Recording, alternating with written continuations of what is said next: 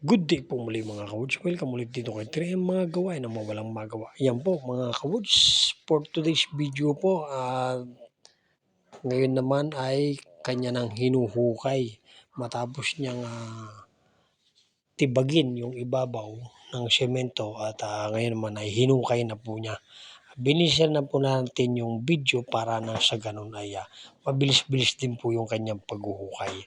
At yan po mga ka-woods, at kanyang sinukat ng tama para sa ganun ay eksakto lang din po yung parilya at yung bali ng bakal sa baba, at para naman po hindi mahagad sa semento at eksakto lang mismo doon sa kudrado ng hukay yung halo po. Kaya ganyan po yung ginawa ni 3M na paghuhukay.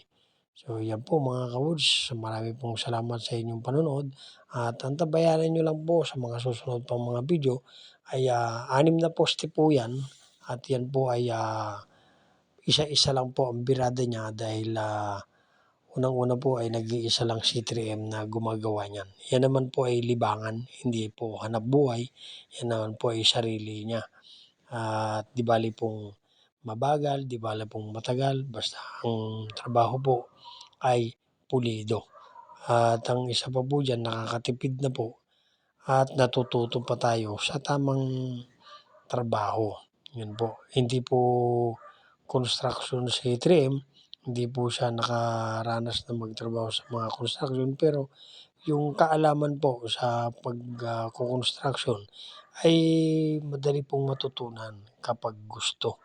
Yan po, ganyan yung sinasabi nila na kapag gusto ay maraming paraan. Yan po, no? So, kaya po mga ka-woods, maraming salamat po sa inyong panonood. At ang araw-araw nating puhunan, siyempre, manalangin sa ating Panginoon Diyos. At siyempre, yung sipag at tiyaga.